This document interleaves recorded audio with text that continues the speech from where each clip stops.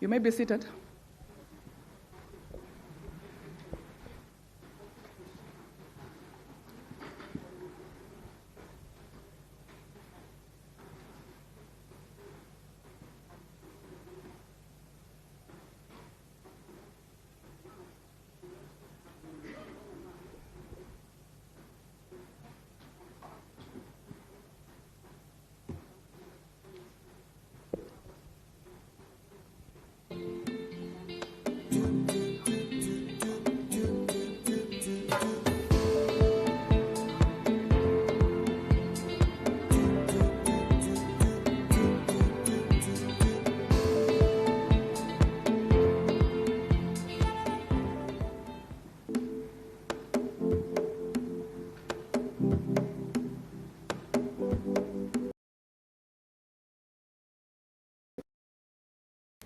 It is a beautiful Wednesday morning, and welcome.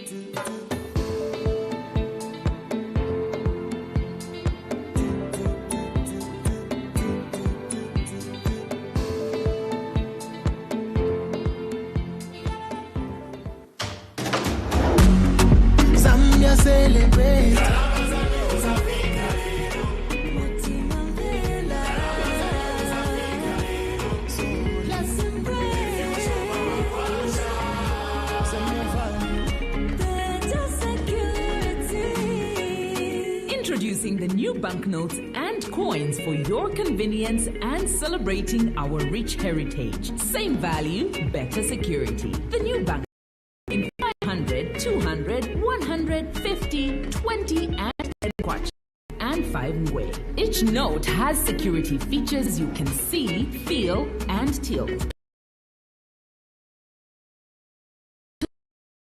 Are easy to identify by size and edge markings. The existing currency will circulate side by side with the new currency for a period of 1 year from the launch date. Exchange old notes at all banks and exchange points nationwide. Old coins? No need to exchange them. They will remain valid. If you suspect counterfeit notes or fake money, report it immediately to your bank or the nearest police station. Kwacha, ngwe. Embracing our heritage.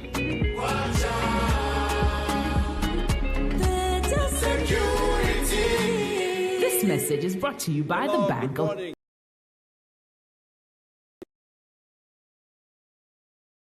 Premises here in Lusaka, and I am Franklin Tembo Jr. In a very short moment from now, the Monetary Policy Committee of the Bank of Zambia will be announcing whether we'll still be sitting at 14.25% in as far as the monetary policy rate is concerned, or there will be some adjustments. As you know, this is happening at a time when there is a return to single-digit inflation, and there is so much to talk about. As you know, the Bank of Zambia with huge responsibility to ensure there is economic stability.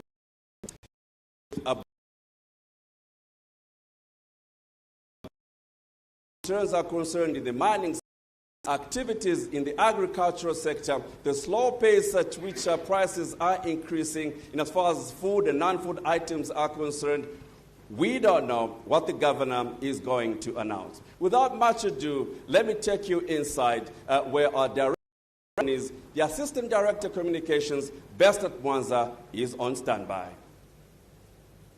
Thank you very much, Jacqueline. May we be standing for the national anthem.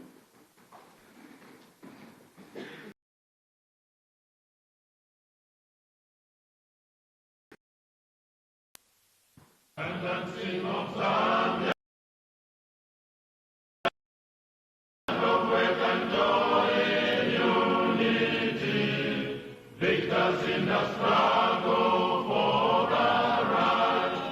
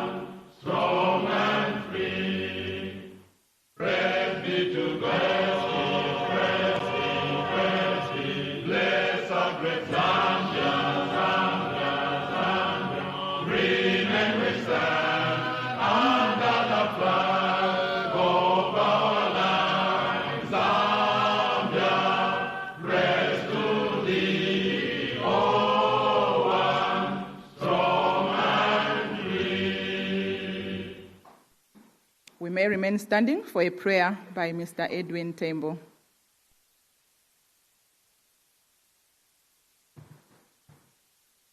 Shall we pray? Our God and everlasting Father, we come before you in humility with our hearts full of thanksgiving. We thank you for your word, because in Proverbs 16, verse 3, it says, "Commit everything that you do to the Lord, and he will establish your plans." Therefore, God, we commit this program in your hands. Run with us from the beginning till the end. It's in Jesus' name that we pray. Amen. Thank you very much, Edwin. We may be seated.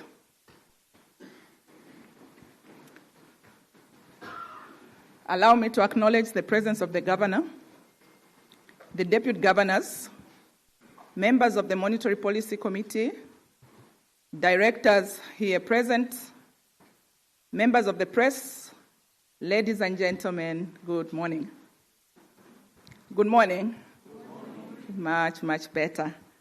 Let me join Franklin in welcoming you to our first Monetary Policy Committee press briefing for the year. As you may be aware, the Monetary Policy Committee was sitting on Monday and Tuesday, and this morning the governor will be announcing the decision of the committee. As always, we are live on ZNBC TV1, we are on Diamond TV, the Bank of Zambia Facebook page, and also on Mwebantu Media. Thank you very much to Mwebantu for giving us that live feed. To our online audience, we acknowledge your presence and thank you very much for joining us. Let me introduce to you the dignitaries in front of you. We have the governor, who is flanked by the two deputy governors. Deputy Governor in charge of operations, Dr. Francis Chipimo, on his right, and Deputy Governor in charge of administration, Mrs. Reka Chifue Muhango, on his left. Next to Mrs. Muhango, we have Director in charge of research, Dr. Jonathan Chipili. Next to Dr. Chipimo, we have Director in charge of financial stability, Mr. Goodson Kataya. I will be your master of ceremony this morning. My name is Besnat Mwanza. Without further ado, I will at this point invite the governor to address the press. Governor.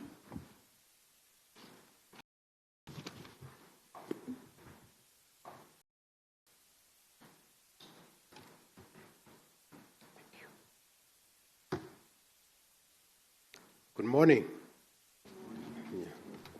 Let me join Besnat in welcoming you to this first briefing for the 2026. But before doing so, allow me to recognize the presence of my colleagues in the MPC and the deputy governors and directors of Zambia. You members of the press here present and those online. This morning, like in previous presentations, I have about 8 sections that I'll cover in sharing the information that we need to share with you. We'll start obviously with the decision that the committee made, which was done yesterday, but as you heard on Monday. Then we'll look at the factors which underpin that decision, which are in the 6 parts: the inflation outlook, the outturn and outlook, the foreign exchange market, gross international reserves, current account, which is the external sector, credit developments in the domestic market, and economic activity, looking at what is happening to GDP and other related variables. At our meeting starting Monday, the Monetary Policy Committee decided to reduce the monetary policy rate by 75 basis points to 13.5%. That is, we reduced the policy rate by 0.75% to 13.5 percentage point to 13.5%. What underlies this decision?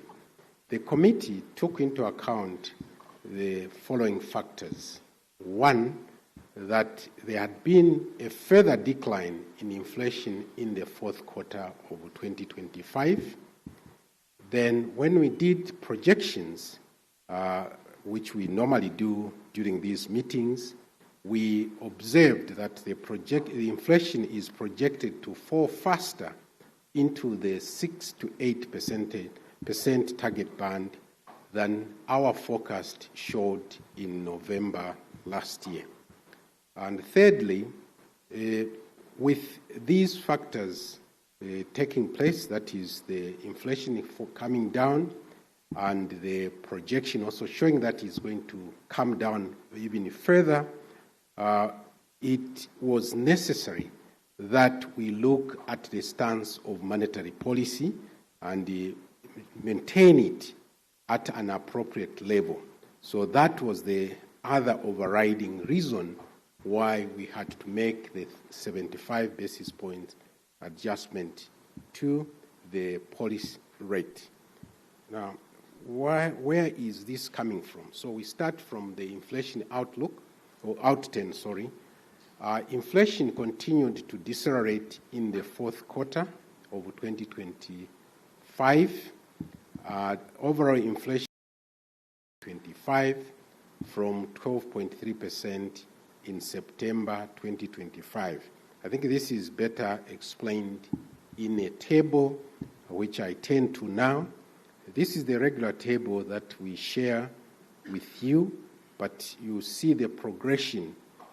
It's divided into two parts. We have the average, which is the top part of the table, and then the end period numbers in the bottom part of the table. So if you cast your eyes now to the first row below, the row below the dates, you will see that inflation, overall inflation, has been coming down. Actually, if you go back to Q1 2025, you will see that it was 16.7, it came down to 15.3, then 12.3 in the third quarter, which is the quarter I was referring to when we met in November last year. And currently, for the fourth quarter, it is at 11.3%. Now, when you look at the components of that, which is food and non-food, you note that they obviously were the ones driving that. They were coming down. You see that in the case of non-food inflation, actually it came at the top end of the target band at 8%. In terms of the end period numbers, it's the same story. You see that from the Q3 2025, inflation was at 12.3, and by December, which is the last month of the quarter, it was 11.2%. Then when you look at the components, we see that they were also coming down to give rise to that change. This is further explained by the components here. When we look on the left-hand side of the slide is the food inflation, and on the right-hand side is non-food. This is a chart, I think, which Zamstat also shares, so I don't think I need to take much of your time there, but just to show that you see the components that are driving those. If you look at the yellow on the food side, it's fish, and then followed by meat, oils and fats. And this time even vegetables was kind of responding to some extent. Then when you look at the non-food, which in effect the policy rate has more a heavier influence over, you see that's why it has even come to 8% in the fourth quarter of the year. So again, there you see the dark blue there. That will be the mine. Let me see. I can't quite see from here, I'm afraid. That will be mining, the housing, water, electricity, gas, and other fuels. That's one of the drivers of there. So the way to look at this is you look at the size of the bar from the previous period to the next period. You see the bar which shrink or reduce in size is showing where the much impact is coming from. Then in January, inflation fell even more sharply to 9.4%. So this is the much talked about moving into single digits that had been quite elusive for some time, but there you are. In January, inflation came into single digits. What were the key drivers for this? We see that the impact of bumper maize harvest that we had the previous marketing season continues to have an effect on that. And then the appreciation of the kwacha against the major currencies is another strong variable that is at play in bringing inflation down.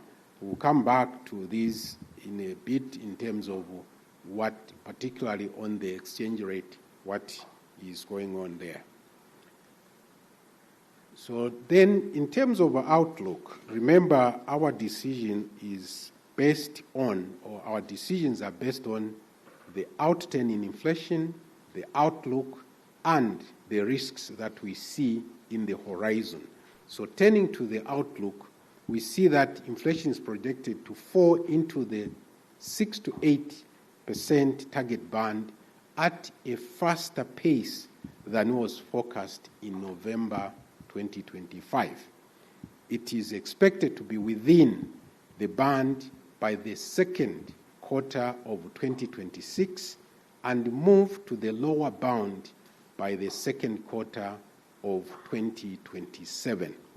In terms of annual averages, now inflation is forecast to be 6.9% for 2026 as a whole and 6.3% in 2027.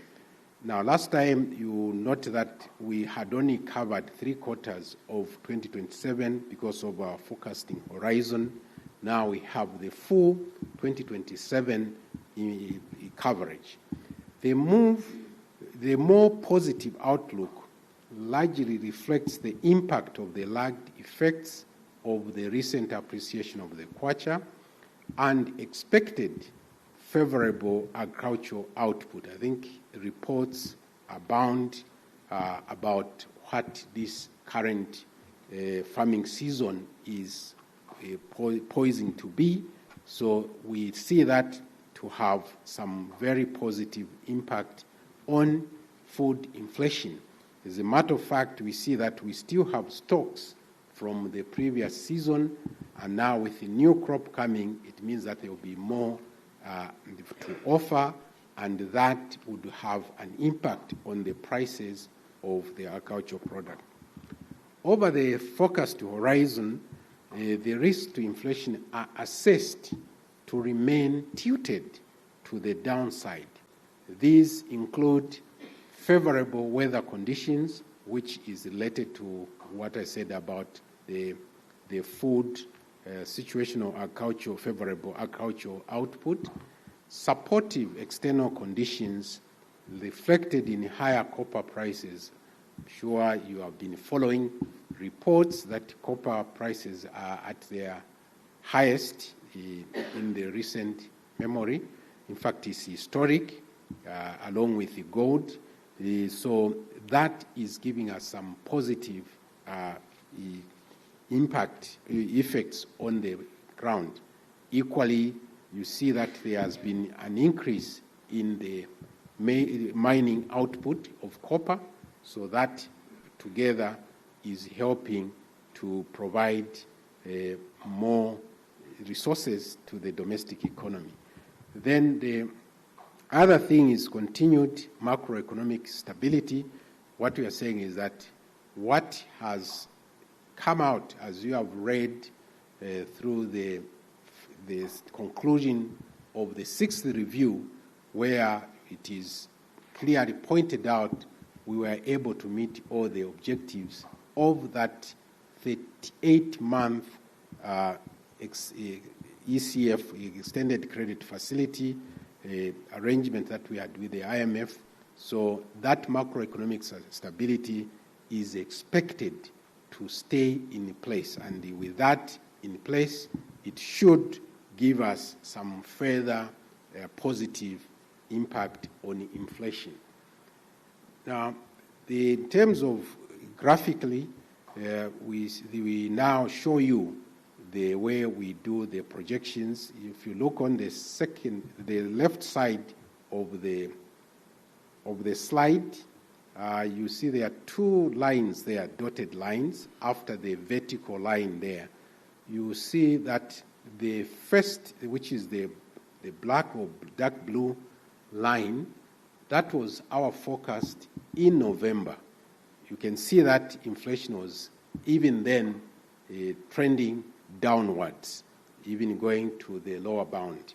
But our forecast now is showing an even more aggressive fall. In other words, that's the sharp fall that we are referring to, that it may even breach the lower bound of that target band. So that's the red dotted line that we show there.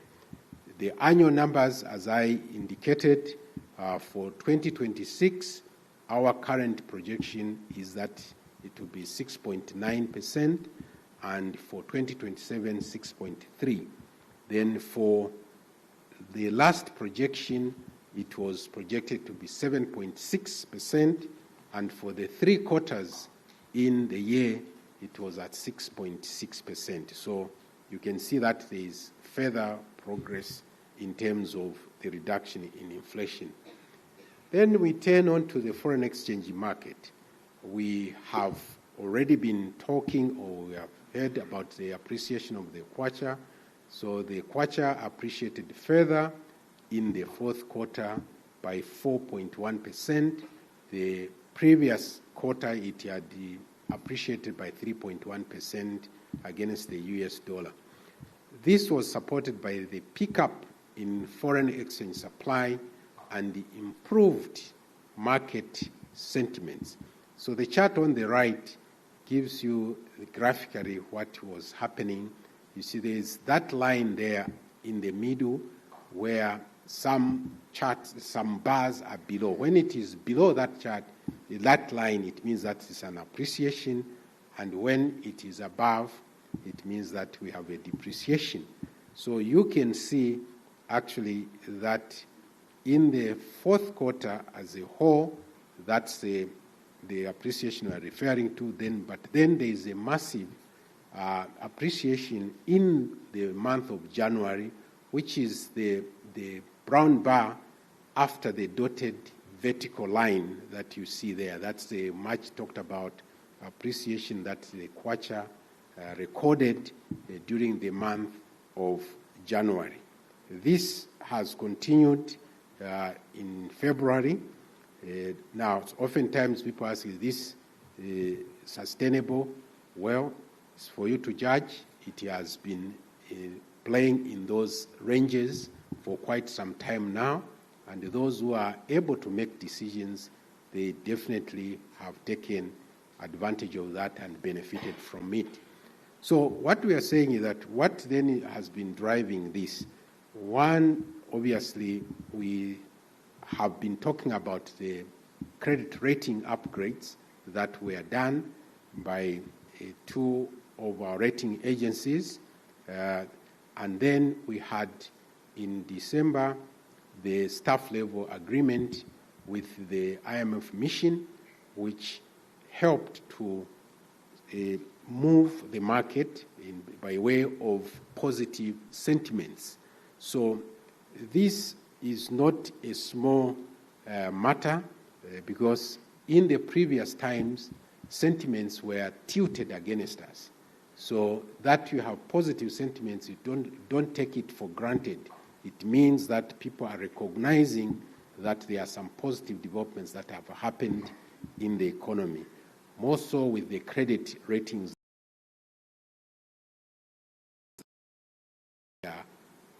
We have come out of the default status that we were in since November 2020. The year-to-date rate of appreciation of the kwacha against the US dollar is currently at 14.2%. The key drivers are continued strong supply of foreign exchange by the mining sector. We'll see more details in a little bit. And financial flows from foreign financial institutions. You recall that recently we did adjust the cap that was there on their participation in the primary auctions of government securities. So we adjusted that from 5% to 23%, and then we see some inflows by those wishing to invest in our domestic securities. It's also important to point out that the interest has mainly been in the longer dated instruments, which is another indication that they see that this run that we have is expected to continue for much longer. But we should also remember that we have been undertaking a number of reforms. I think in the past, you tended to see these in isolation, that, for example, we talk about the board rates not being followed. That has implications on the operations of the market, that some of the players were not following the rules as they were coming from outside. We made some adjustments. And more recently, we did introduce the foreign currency regulations, which we debated at great length since 2024, and finally on December 2026, we did issue those directives. They too, together with those other reforms that we did in the foreign exchange market, along with other reforms that the government has taken, for example, this fiscal consolidation, the completion of the debt restructuring, all have an impact on what we are seeing here. So it's not just one particular move that makes these changes come about. We continue to show the movement in the exchange rate in the foreign exchange market. So here what we're trying to show you, on the left-hand side is the chart showing the behavior of the US dollar index, which is the brown one, and the green one is the emerging markets in the currencies against the US dollar. So what you can see is that the basket of these currencies have been also gaining against the US dollar during this period. On the right-hand side, we share with you how different currencies have fared against the US dollar in this period. So this was in the fourth quarter of last year. So what you see here at the top there is the Ghanaian cedi, which appreciated by 7.3%. Now, our kwacha is the third there, 4.1, which I referred to there. Now, the way to read this is that you have that vertical line, which is the zero line. If it's the chart is, the bar is on the right-hand side, it means that that's an appreciation. If it's on the left-hand side, it means that that's a depreciation. So we thought that you may want to see how other currencies are behaving against the US dollar. Continuing with the foreign exchange market, I mentioned that supply of foreign currency has improved in the market, and driven mainly by the mining sector. So what we note is that despite the slight reduction in the mining sectors, they still sold over $400 million directly to the market. So this is the chart on the right here. If you take the last bar there are two colors there you see. There's the blue and the brown. So the blue one is showing what was produced and what was sold to the market. The 418, so you see there's 418, and that's the one we are saying is over 400 million. That's what we got from which was sold to the market. The balance is what we got as mineral taxes. Now, what is important also to note here is that if you look at the brown shaded part, you see that there the amount is much, much larger compared to the third quarter.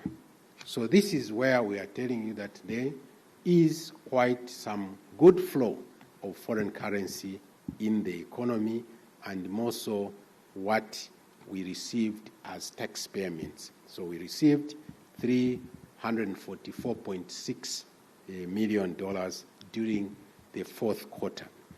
So this pushed the fourth quarter as a whole. So if you add those to $759.4 million compared to $636.8 million in the third quarter.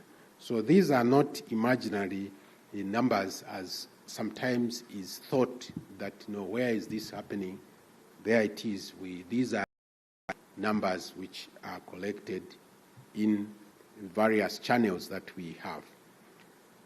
Further, given the stronger exchange flows, a net supply of 93 million was recorded in the fourth quarter against net demand of 23.6 million in the third quarter.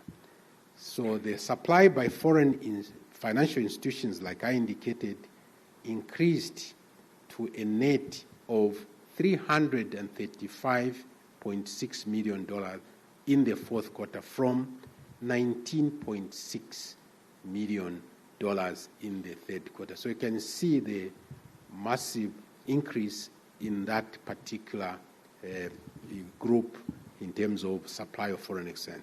The bank, that means the central bank, was a net buyer of $62.4 million to moderate the volatility in the exchange rate. You see, we sell and buy foreign exchange to manage the volatility as we see fit. If you see that it is moving too fast, then we move in to buy to moderate that. Equally, if it is moving too fast, depreciating, we move in to provide support to the market to moderate that volatility. Then, in terms of gross reserves, I think what had been in the media for some time was the $5.2 billion.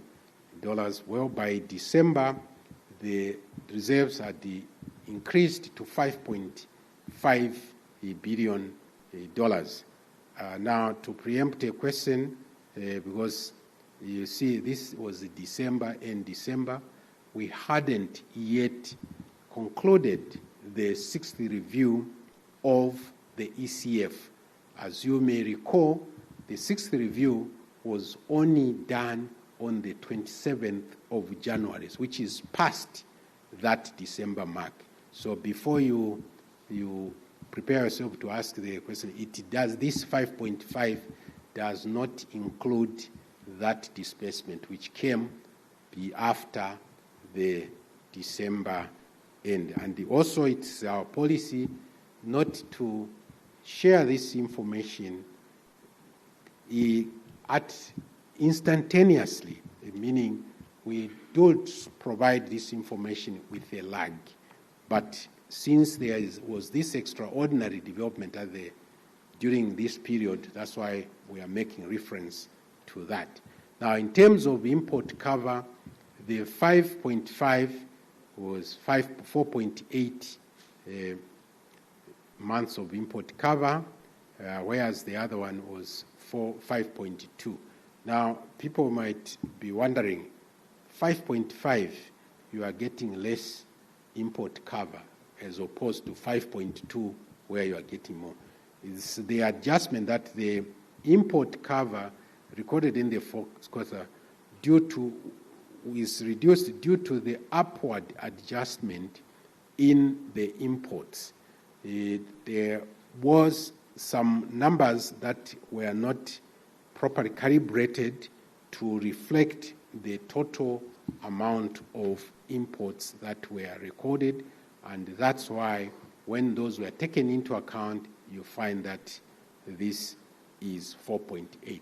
But what is important to bear in mind is that it means that if you have a larger import cover, particularly if these are for intermediate goods, then it means that you are increasing your productive capacity.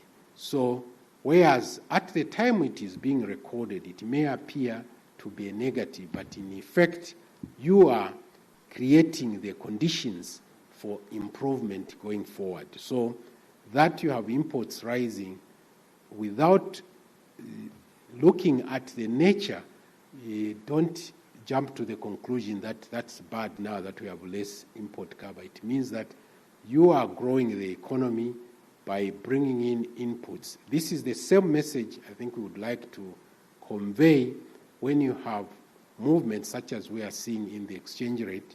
It affords importers of these raw materials an opportunity to import them at a lower cost and improve their productive capacity.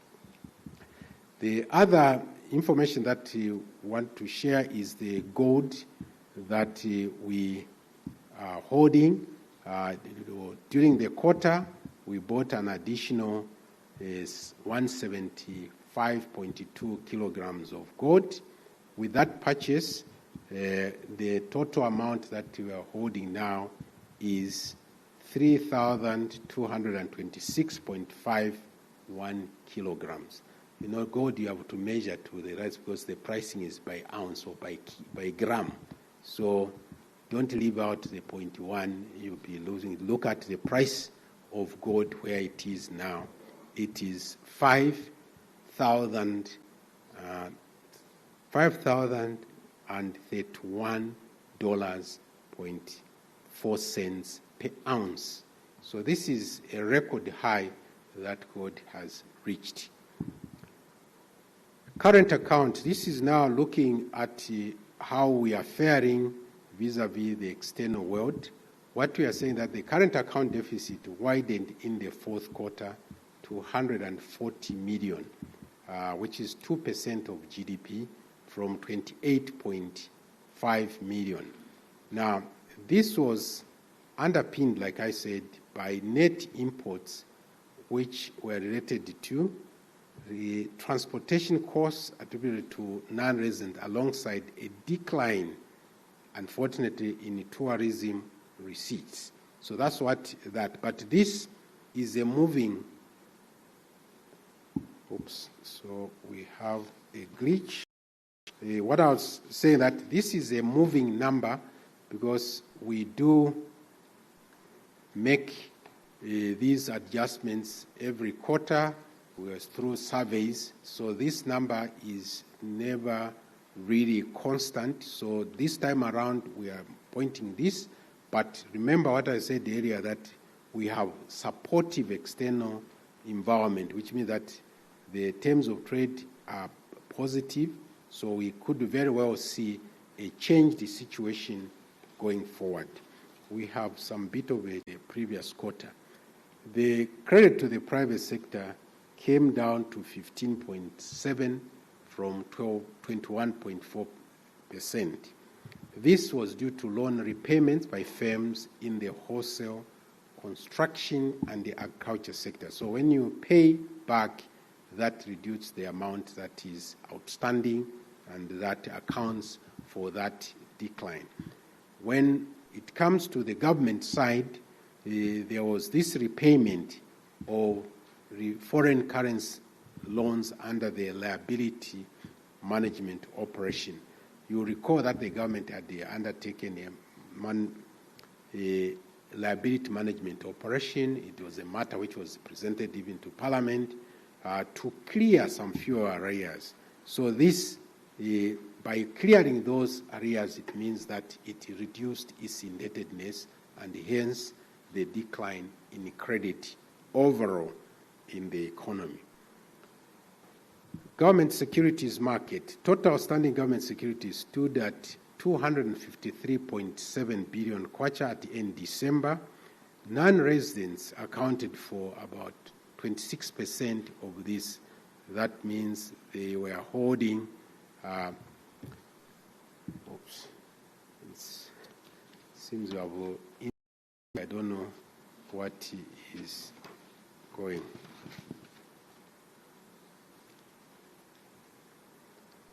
So what we are saying is that during this period, the non-resident holders increased their holdings by 4.2 billion kwacha, which brought our total holdings to 65.7 billion kwacha. This is what is shown on the chart on the right. Now we turn to the real sector, the economic activity, where here again we see that there are continued improvements. This is reflected on the chart on the right-hand side when you look at the Stanbic Bank Zambia Purchasing Managers Index.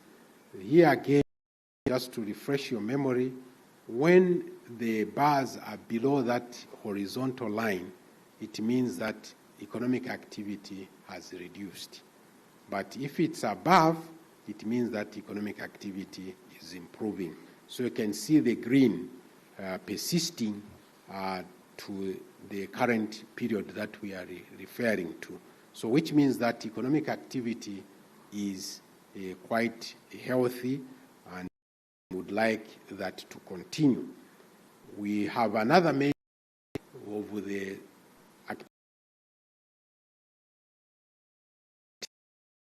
business opinions and expectations. There too, we see this being reflected. So this spider chart use. What you look at the blue line, the outer shell, which is the blue, that is the latest. See,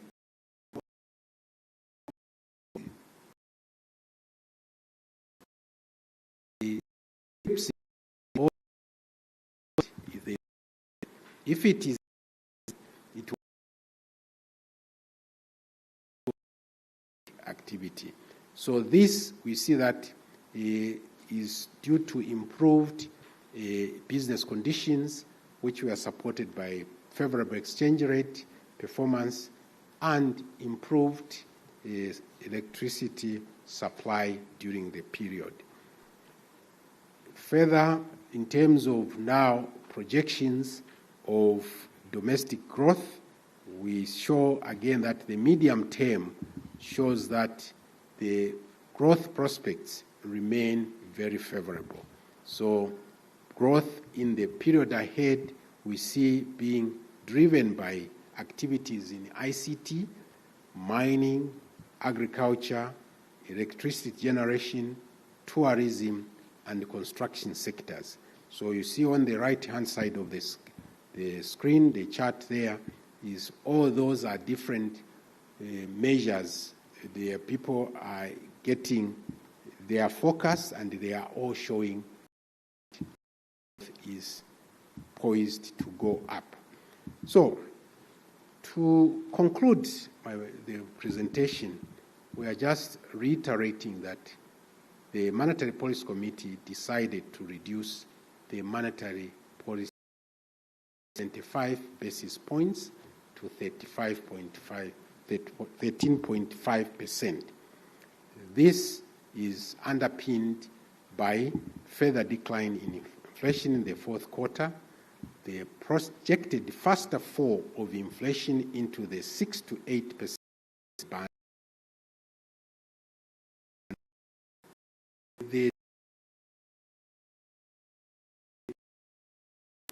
the decline even faster of inflation in the forecast period means that if we did not adjust the monetary policy stance, it was going to be much tighter, which would do militating against those positive developments that we are talking about in terms of economic activity, growing the credit in the economy. I submit. Thank you.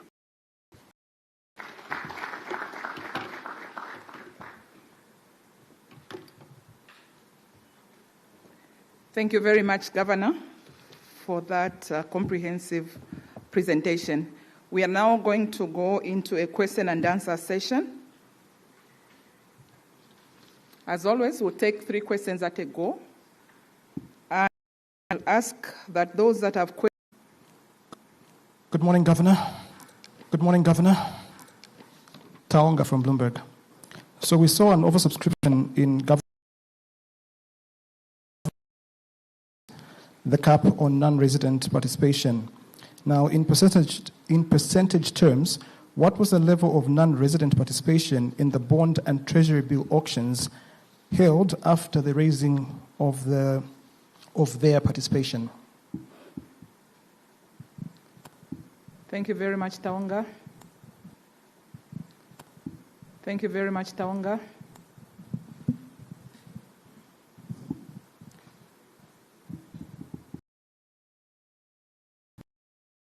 Cecilia Chiluba from Money FM.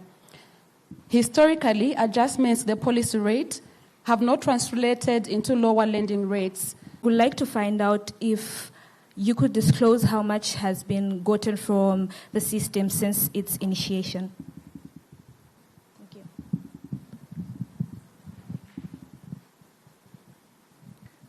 Governor, you may respond to those 3 questions, after which we'll get the questions that have come on through our online audience. You may proceed, Governor. Thank you very much, Taonga, for that question. Indeed, there was quite a big inflow of non-residents with that adjustment. I think my colleague from Financial Market can confirm, but it was about 49% of that. Is that correct, Dr. Pam? Yes, that's 49%. Yes. Okay. Then the colleague from Money FM. This is a tricky one in that, yes, in the past you say that when the policy rate is reduced, you don't quite see a corresponding reduction in lending rates. Now, there are 2 aspects to that. I'm sure immediate following this, you will see an advert from your bank that they have adjusted the rates that are linked to the policy rate by the margin that the policy rate has been reduced. That does happen, but I guess what you are really talking about is on average what happens. I think during the town hall, we did share a slide where we are showing where the lending rates are versus the securities, the rates for the securities, that's the bonds and the treasury bills. This is one of those things that we continue to point out and work towards.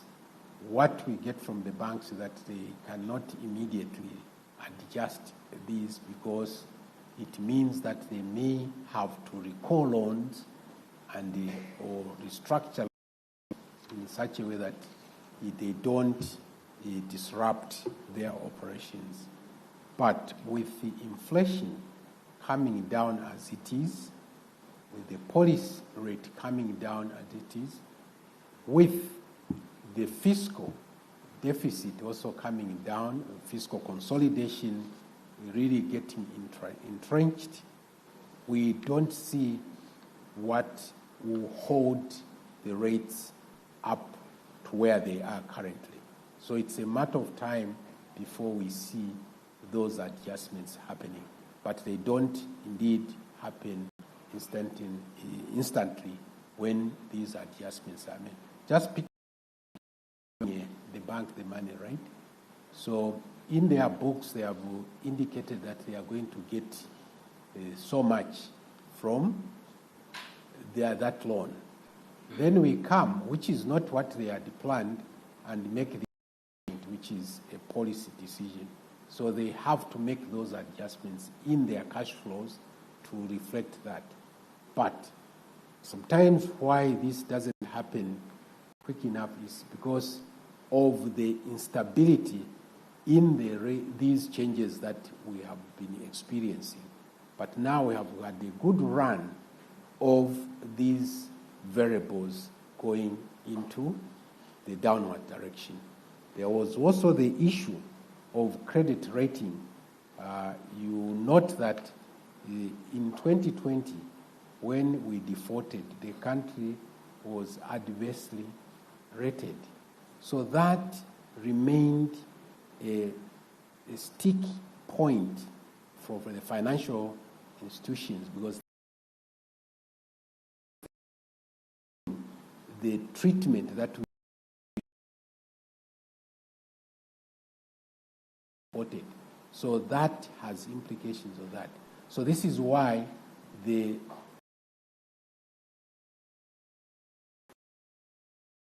was very significant. It changes the narrative that you are no longer a defaulter. It means that you can begin to do business. Now, there is risk appetite, which they assess. So we are expecting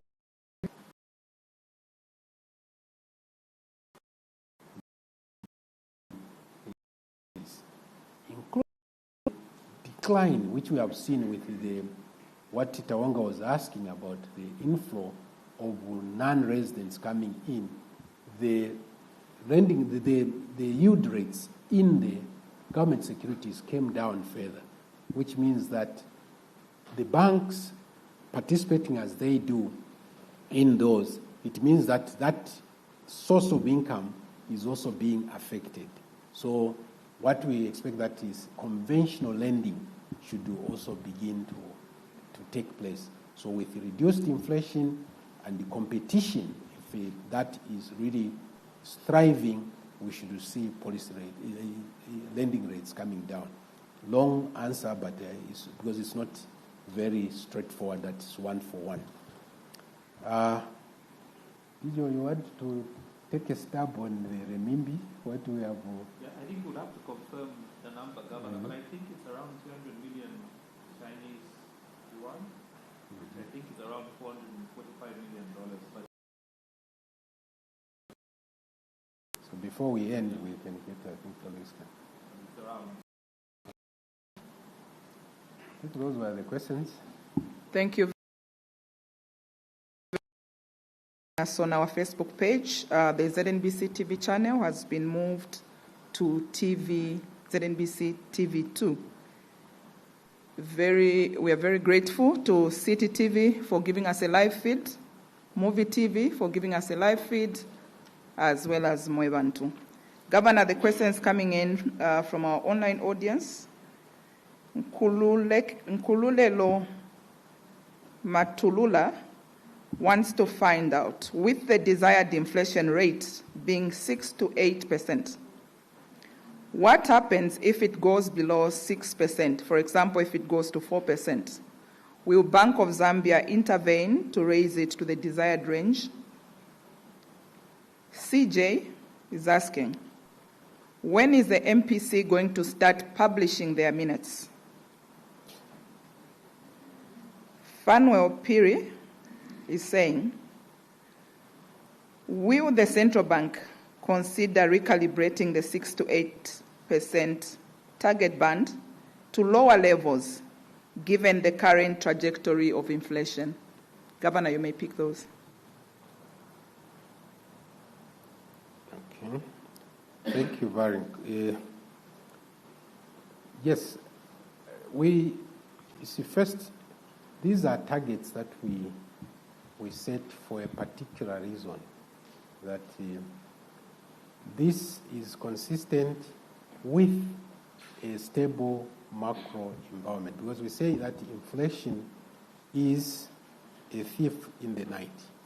So what happens is that we have to look, and by the way, the target band is set by the Ministry of Finance. We are the executors of that. But of course you say, hey, don't run away, because you must also be involved in that process. Yes, we are. You see, in mobilizing resources, inflation plays a part to determine the envelope that the government looks. So what we have now, those of you who have been following the ECF arrangement, for example, the extended credit facility, you see that there are bands above these bands as well. Okay? If, when we are pursuing the program, the rate went above the upper bound, which it was, but there is a threshold which was also set there, two things could happen. If it doesn't breach that higher, the higher band, then there is consultation with the staff of the IMF. That's why you hear the staff in their reports, they make reference to the stance of monetary policy, what is happening, and all that. But if it goes even above that, then it's above the pay grade of the staff. It has to go to the board of the IMF executive board for us to explain why did this happen, because it means that the program is no longer tenable with the original conditions unless these are temporary. Similarly, if we go in the lower part, that's where now, if we go below, like we are showing there, it goes below that, then we would have a conversation, what has driven that? Now, if it is the assessment that this is really going to continue to be the case, then we have to discuss with the Ministry of Finance to say that, no, maybe it's time to adjust the test bands. We have come a long way. The target bands, we have a single point of target. You said inflation must be single 9%, for example. I think we had sometimes 8%. Now, we found that in practice, that's not very reasonable. It's not pragmatic. So that's why we came up with this band. So when these changes are taking place, it invites us to review where we sit in terms of the targets. But for now, this is what it is. If it breaches that, we'll look what is driving that and see what adjustments we do. Remember, our role is to bring and keep it within that. There's a chart here which we are no longer showing because I think it made its point, where we say the policy rate being linked to the interbank rate. That is what we observe and then extrapolate that this is going to translate into the global, the wider economy. So these are things that we continuously look at, and if we see that, why is it going there? Is this a permanent change or is it a temporary change? Then it invites different kind of actions that we take. I hope that explains to Nkulula. You want to take the next one, teacher? This is CJ's on the publishing of the minutes. Yes. We don't publish the minutes, and we haven't made the decision to publish them. Dijo, maybe you may turn on your mic.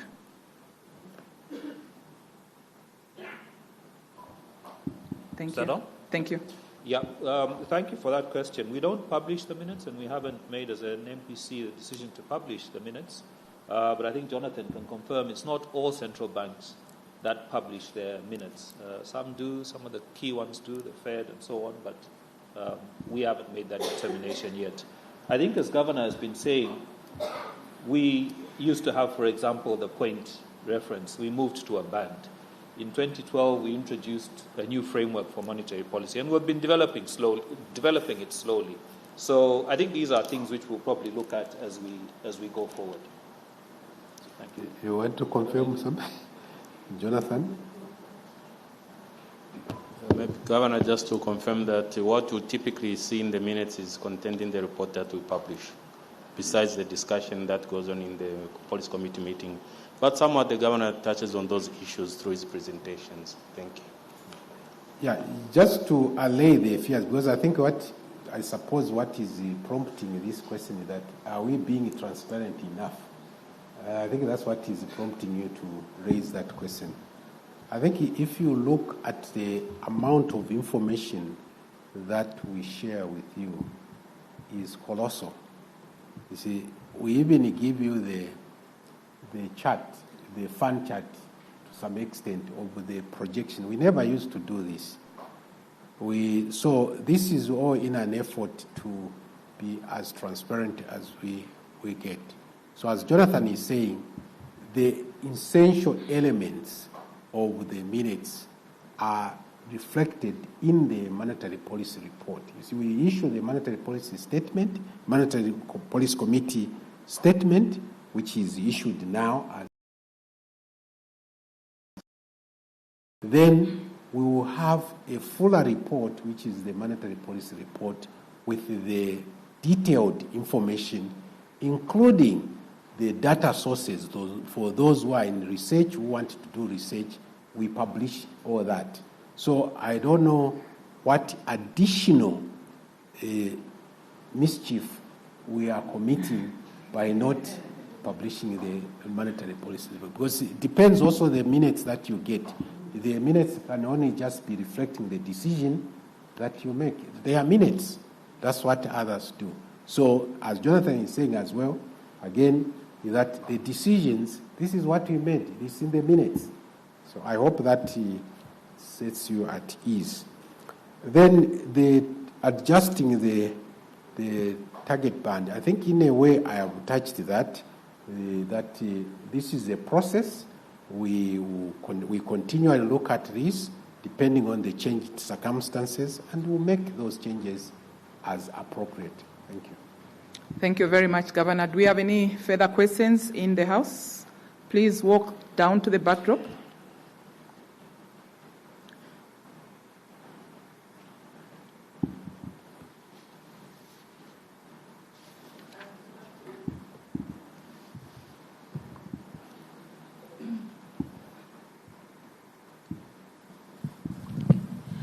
Good morning, Governor, and good morning, everyone. My name is Tetiwe Mwemba, and I'm from Live Radio. Governor, I believe is it close or barely 6 weeks for the odd currency ceases to be? And I would like to find out how much the central bank so far has that you have collected in terms of odd currency, and extending should there still be the odd currency out there. Sorry, repeat the last part. Do you consider extending the time frame for surrendering the odd currency? Okay.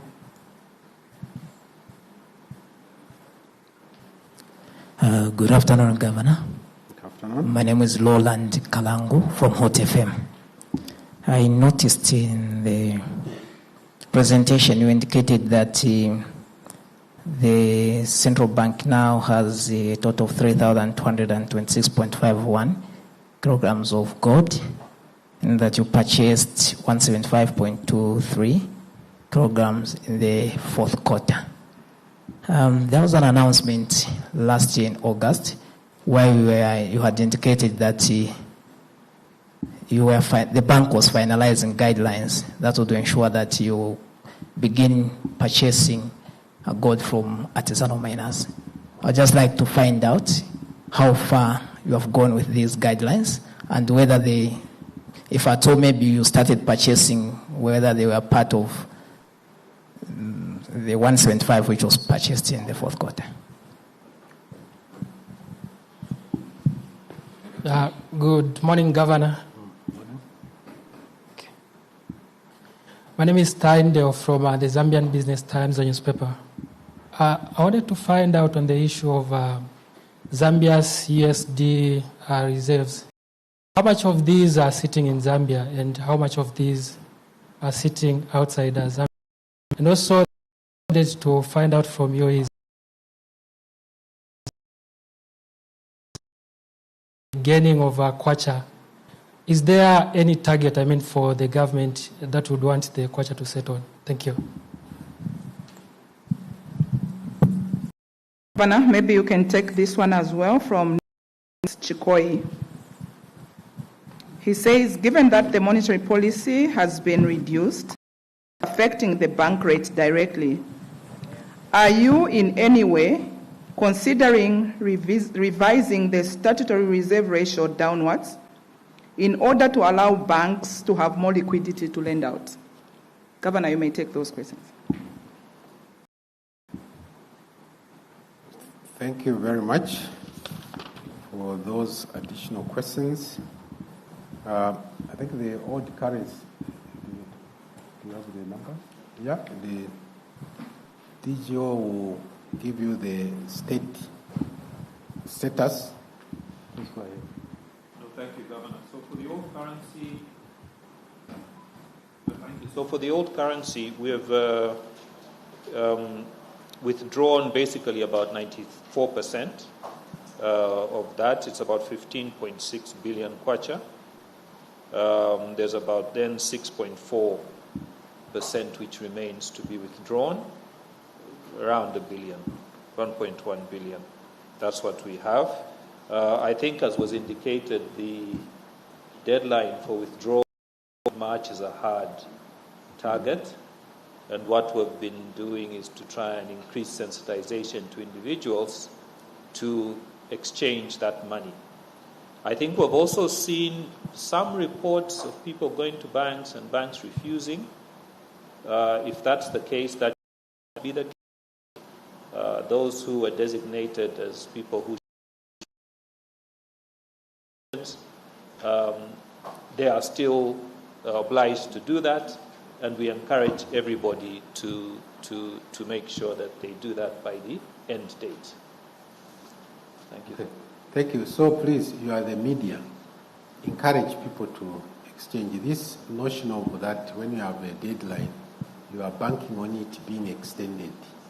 It's not a good one. There are no restrictions so far in terms of how we can do that.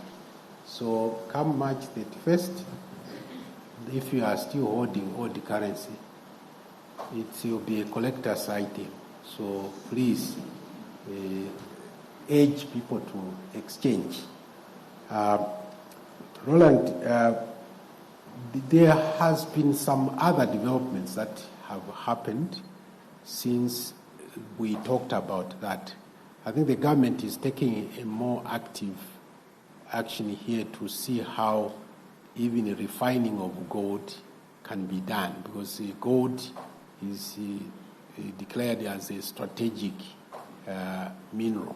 So it's no longer just us considering. I think there is a whole mechanism which is in play right now on how this would be done, not the previous, because I think the interest is huge, and you have seen also this gold rush that we have seen. So it requires a much, much more resolute kind of attention. So it's no longer that simple.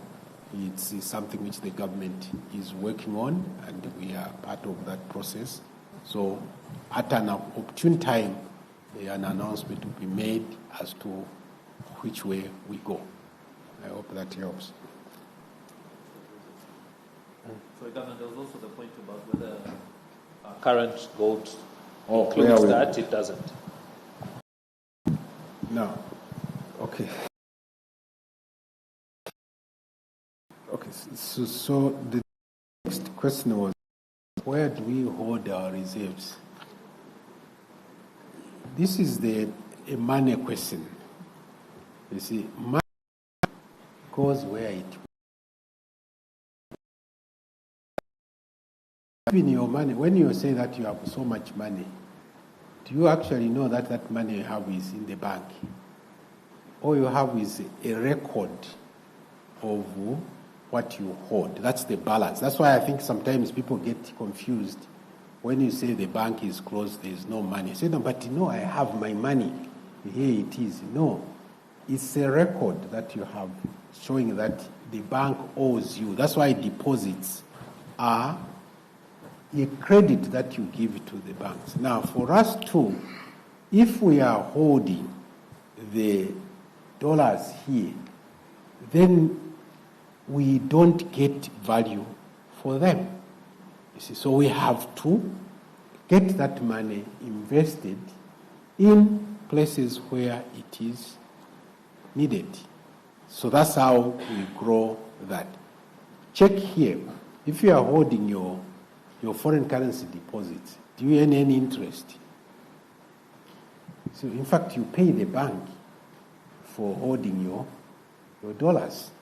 So that's why I said this is a money issue. Money is stored where it is used so that it generates the new money. So it's not that we hold the dollars here that you come, it's like if you are at a cashier, they will tell you that, the key is held by somebody else, So if you try to come here and say, no, let me see the dollars you have, you won't see them because we have deposited them where we can earn some interest. Now, when we want to use them, we make the withdrawals and make the payments that we want. That's how the money world operates. So don't think that even all these countries which is we have reserves and that they are keeping. It's only good perhaps you can keep there in the vault. But these others, they are invested in different places. There is a bank which is a bank for all central banks in the world. This is the Bank for International Settlements in Switzerland. That's where most of these reserves are held. I hope that clarifies that. Exchange rate. Again, you see, you have to go back to the policy of government since 1991. The policy of the government is that the exchange rate will be market determined. Why? Because we learned prior to that fixing the exchange rate was more problematic. We had more shortages of literally everything. In fact, one time when somebody said, can you imagine having shortage of salt? This is really real. Because salt is something which you think, you take for granted that it will be there, But we had those problems. Salt, not there, So you have to eat if you have food without, you have to move with lots of money in the pocket just in case you run across this. So government said no. So the exchange rate policy is that the exchange rate will be determined by the market. So there is no target exchange rate that we drive for.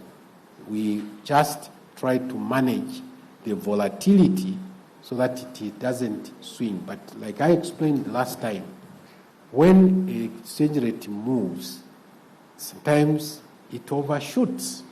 Why? Because it's influenced by the behavior of individuals. There are some who are sitting on the dollars waiting for a certain exchange rate to come. So when they see that, now let me go there. But they add to the demand which was not originally there. Equally, there are those who are holding, say, no, I will keep this as a store value for some time. Then they see that it's appreciating.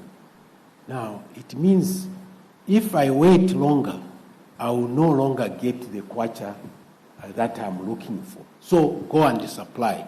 That again becomes oversupply, the exchange rate moves. So these are we try to manage. Companies who determine what you want to hold, how much you want to release. We had seen, because the exchange rate was moving in one direction, if you have two currencies in your possession, you have dollars and kwacha, you find that people will not spend the dollars. They will come, Mwana, can you lend me? I will give you some. I say, but you have dollars, why don't you say, no, this I can't change. So it becomes something we hold. But once we get the exchange rate to that lower level, then it should be easy for people to go in and out of that, then that ensure that we have stability for a longer period. I hope that explains that. Now, you are raising the question of, are we going to revise the stats? It's one thing at a time. We have just given you this major change. So we have to assess how this plays out before we can make another decision. Because then we'll not be able to determine what works and what doesn't work. So this is how policy making is done. You don't usually make these at once. You take a step, see how that plays out, and then make the subsequent step. Because if we did that together, then when you come to assess how effective this has been, it will become very difficult. So I hope that helps us. But we are constantly looking at that as well. Thank you very much, Governor. Do you have any more questions? If none, Governor, we have a few from our online audience. One of them is coming from Small Scale Miners Association of Zambia. They are saying, how can Bank of Zambia encourage traditional banks to start supporting artisanal and small-scale mining growth in terms of equipment and infrastructure funds in the small-scale mining sector? We have the capacity to mine, but we don't have funding to accelerate. This one is coming from the Small Scale Miners Association of Zambia. Roger Makoloi is saying, why don't you allow mining companies to keep their foreign currency earnings in Zambian banks instead of allowing them to place them in places like Australia, Toronto, etc., so that Zambia can use that liquidity for lending? Standwell Banda is saying, what is the bank doing to protect employees from lending institutions that apply rates that are far above the MPR? The other one, Governor, is coming from Jay Peary. This one relates to Invest Trust, and he says, what's the update on Invest Trust Bank former employees' dues? In April this year, it will be 2 years since you took possession, and no positive communication has been made regarding the redundancy packages. Governor, you may attend to those. Okay. Thank you very much. I see that's the appeal. We can just make the appeal, but really we can't compel them to lend to any, but because we are conflicted. Because if we tell lend and then they do, and then something goes wrong, they say, you see, you told me that, now why do you want to punish me? Because remember, banks, they hold the money, the deposit you hold, which banks have, which they lend out, is public money too. So that's why they have to be watched what they do. So we can't intervene directly. We can appeal to them that, But more importantly, I think there is a facility which we are promoting, which is maybe the DGO can shed more light. This is the Small Business and Growth Initiative. That's, I think, one of the tools that could be accessible by your group because it's meant for small-scale players. So maybe DGO. Thank you. Thank you, Governor. I think the first point maybe I'll begin with is obviously one of the things for banks in terms of lending and risk is obviously cost of funding. So to the extent that we're seeing the cost of funding coming down, that should be supportive of overall ability for banks to lend to small-scale miners. The other is that there is a program I know the Ministry of Mines have been spearheading in terms of how to capacitate the small-scale miners. This is partly related to gold, but I think it's a broader thing than that. And I just raised that point because in many of these sectors, the real issue for banks to successfully lend is not just about giving money. There are a whole host of other things which people need to capacitate, whether it's the equipment, but also skills, training, markets, and all these other things. And I think the Ministry of Mines has been quite active in seeing how they can capacitate small-scale miners. On our side, the other question is also, are there ways in which we could support longer-term credits? Because if you think about mining, that may be one area. And as indicated, we should be launching this quarter what we were calling the Small Business Growth Initiative, which is trying to think about guarantees in a more innovative way, in which we can work with the commercial banks to lower the cost of credit for them to be able to lend to small-scale businesses, but layer this with support to the small businesses and a much closer working relationship with the banks themselves. So we should be launching this in the first quarter, and that's one of the sectors, I guess, which can be looked at. I think initially we were trying to target agriculture, given the importance of that sector. But I think once the scheme is up and running, that's something which I guess the commercial banks will be able to look at as well. Thank you. Thank you. Yeah, then there was a question on why don't we allow mining companies to keep their dollar earnings in local banks? We don't stop them. Maybe that's the way to start this answer. They are free to do so. But if we were to compel them to do that, then we are stepping into the exchange control arrangement.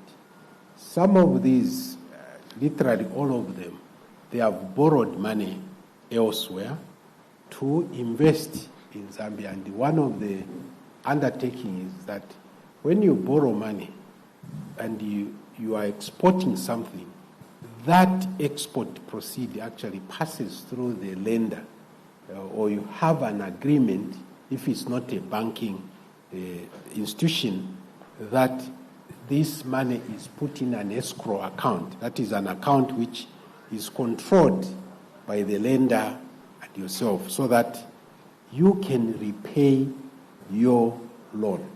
So this is typically what happens. This money would go through the lending institution, and the excess is what they would draw for their operations or other things. But you recall too that not long ago, in fact 2024, this was another big debate we had to go in. There was pushback where we said that all exporters must channel their export proceeds through the local banks. There was acrimony here. They said, no, this is exchange control. Why do you want it to do that? We said, no, this is for information purposes, because we want to know if we are exporting so much, how much do we actually earn out of that export? Now, the thing is that any exporter in Zambia has an account, and these are basically Zambian companies. So as Zambian companies, we found it strange that you can object to reflect your earnings in a local bank. What's the mischief there? We didn't see any, but others were seeing that is a mischief. No, when you see the money there, what will you do? You take it away. No. We have one of the most efficient payment system arrangement here. It's sometimes it's T plus 0, which means that you can actually have same day value for your transaction that you make. But the norm in foreign exchange markets is T plus 2 or T plus 3. But we measure very well with the rest. In fact, one of my colleagues was telling me, who works for one of these multilateral institutions, he said no, he was surprised when he recently got there. They were advised that no, you can have accounts from across maybe 3-4 accounts across the world, the globe. But he was surprised that deposits from his salary into the Zambian account is just like that. But others, even within where that company is domiciled, it takes 2-3 days before it reflects. So this is a confirmation that our payment system is working very well. So when we made that directive, what we committed was that when the money comes, once we have ascertained that yes, you have earned this, you are free to send it where you want to do. And this is what is happening. But the hope is that over time, as you do that, you see that there is a float. This is the money which is not immediately used. That money could be used by the local banks, because that's what banking principle is. The banks depend on the fact that not everybody will come to withdraw their deposit at the same time. That's what enables them to lend that money. So as the environment gets stable and more stable, then we should see some of that money not just saying hi to the account and then it goes. They will start to keep it for some time and then it starts being used. But we'll be open. If we started to say that, no, now that you have brought it, you are not going to take it. Remember what I said about money also, when one was asking about the reserves, where do you keep them? It's the same principle here. They have obligations somewhere, so they need to have that money elsewhere. But we encourage those who can to have accounts here, because banks here also lend in foreign currency, they do, which is part of the reporting that we do. So I hope that helps to explain that. Now, the protection of borrowers from banks who lend them. Again, here, we are in a slippery slope, because you see, we don't have interest caps. Okay, we don't say that, no, this is the cap that you must have, because we saw that this has more adverse impact than it presents. Because you see, when you have a cap, what you are saying is that everybody is rated the same in terms of risk. So we moved away from that. But we do have a requirement that when you are borrowing the bank or financial institution should fully disclose how much you are paying for that exposure or the loan that you have taken. There is what we call the key facts statement which must be signed. Now, we recognize that when you are borrowing, you are not equal partners, because some, they just wanted to say, where do I sign? They don't even read the small print. You say, no, because there is pressure mounting, so where do I sign? I want to get the money. But you are signing to conditions which you are not aware of. So when challenges come, you come and say, no, but why are they doing this? Then they just waive this to say that you signed this. So these are some of the financial literacy, the education that we are providing, so that take some time, at least know what you are signing yourself to before you sign. But if you feel really treated, we do have now also a division in our financial conduct supervision, which looks at consumer protection. We'll see whether these things were done in a manner that was so unfavorable to the borrower. So you are free to raise that. But as a first point of call, the banks themselves must have a complaints resolution officer at a relatively higher level, so that you can lodge your complaint there, and if you are not satisfied, that's when you can escalate to this. If this also all fails, well, you reserve the right to go to the courts of law and fight it out there for justice. So we have seen all these happening. So we were publishing, I think we still do, interest rates which apply in different institutions. The view was that it gives you an idea of what other institutions are charging, so that you can maybe shop around. We are also working on open finance, where it will be possible that your good record you have built over years with your current banker can be made available to other financial service providers. This is not happening at the moment because of the protective mechanisms which are there. There's proprietary, it's like they own you, that this is information you gave to me, I can't pass it on. So we are working on that so that it should be possible for you to enjoy the credibility that you have built over the years, and that should help you get better terms than you would otherwise do.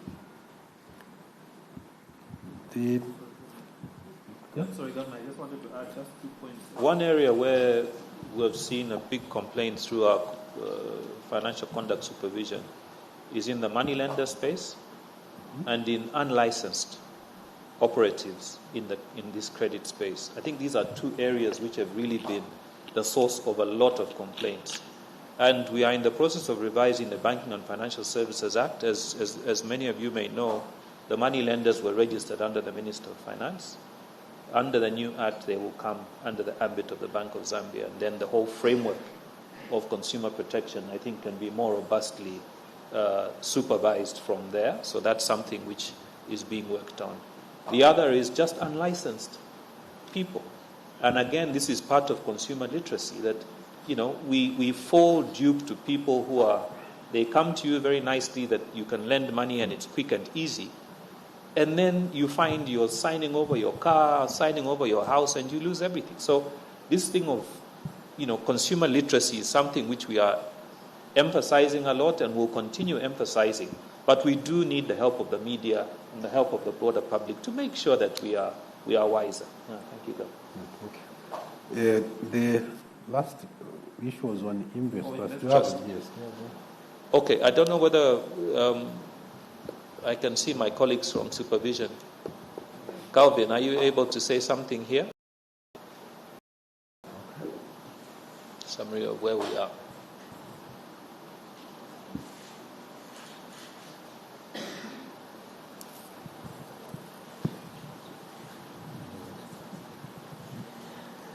Yeah, I think maybe what we need to note is that the law specifies different stages in the liquidation process. And since the liquidation of the bank, we have undertaken most of the processes. We are at a stage where the claims have been verified by all the depositors and creditors, and the next step will be to file in the court once these have been validated. And alongside that, I think the process of disposing the assets has been going on, and once there are funds that are sufficient to be able to settle the creditors and depositors, then we'll make a determination through the liquidations committee to get permission to be able to settle the depositors. I think that's what we can say for now. So the issue, maybe you just confirm that obviously the former employees are listed really as creditors to the institution. Yes. And so they are in that process of the liquidation claims. But maybe you can just the legal general counsel advises that the liquidation schedule has since been filed. So it's just now liquidating some of the assets. And the staff fall in the category of creditors who need to be settled. And we have just a few depositors, I think, that we are holding on the claims. Thank you. Thank you very much. Do we have any last questions? This is the last round. So if we have anyone got a burning question, please walk down to the backdrop. Those that have questions, this is the last round.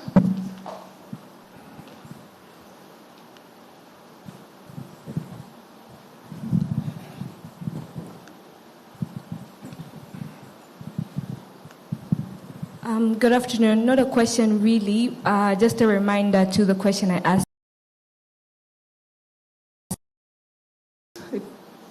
The question was concerning how much has been gotten from the mining tax system for... Oh, yes.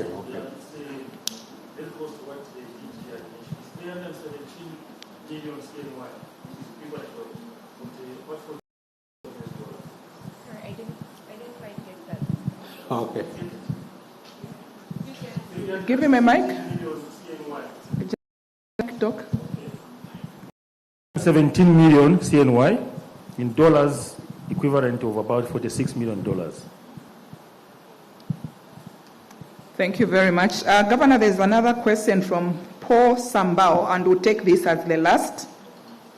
He says, given the recent improvements in the economy, including the kwacha's sharp recovery and appreciation trend, which is now even moving towards 17 kwacha per US dollar, alongside the continued decline in inflation towards single digits, what risks or external shocks does the Bank of Zambia see as the most likely to reverse these gains? Additionally, how prepared is the Bank of Zambia to respond should the appreciation or inflation trajectory shift unexpectedly? Governor, you may respond. Okay. Well, I think you needed to be in our discussion room because that's quite a mouthful. These are things, you see, when we are making this, remember, our framework is a forward-looking framework. So we look at 8 quarters, which is 2 years. Now, we remain ready. That's what we say. If there are unexpected changes happen, that's why we are here, we report for work every day. We'll take account of that and make an appropriate decision. So this is why I think in our decision making, we base it on 3 factors. One is the actual level of inflation. 2 is the projected inflation over that horizon. Then we look around, what are the risks to that inflation? Will it go up or will it go down? So once we settle that, that's when we make the decision on what the policy stance should be. Clearly, if there is a risk which materializes after we have done this, then we will analyze that and take an appropriate decision. So the decisions are also based on data. We don't just wake up and say, no, now today we are going to have this. No. There is a very thorough way that we go through to assess where this is coming from, why is it happening, is it temporary, is it something which is going to be here for some time. So depending on what the data tells us, then we'll adjust our decision accordingly. So in a nutshell, what I'm saying is that what you are saying is what we take into account when we are making this. We look at this and say, okay, this one, yes, how do we mitigate it? If this happens, what do we do?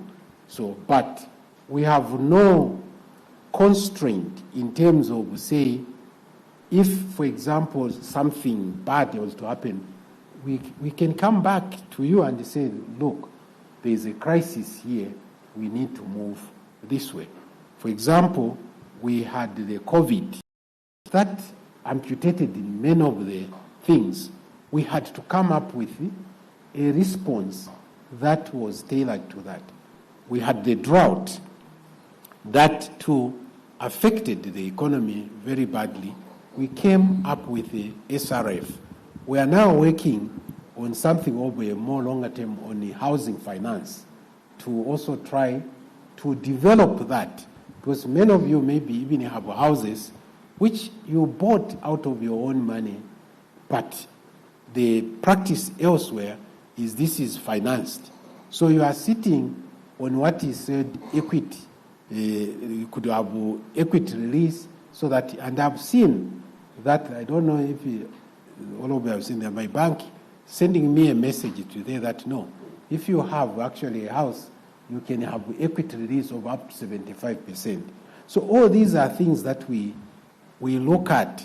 So we are always on the lookout for information. We read different sources of information. We listen to TV. We listen to radio. That's why you see, if you look on the screen there, we have the Facebook, Instagram, and all these are channels through which we collect information and make an appropriate decision. So what you are saying is in the scope of things that we do. So if there is an emergency, we'll look at it and see what appropriate response we should provide. I hope that answers your question. Thank you very much. So with that, we have come to the end of our briefing this morning. Let me take this opportunity to thank Musanza TV also for giving us a live feed this morning. Thank you to the production team, Fortress Media, ZNBC, Diamond TV. Thank you so much for the transmission. And to everyone who has made time to join us this morning, we want to say thank you. Until next time, thank you. May we stand and allow the governor and his entourage to leave the auditorium.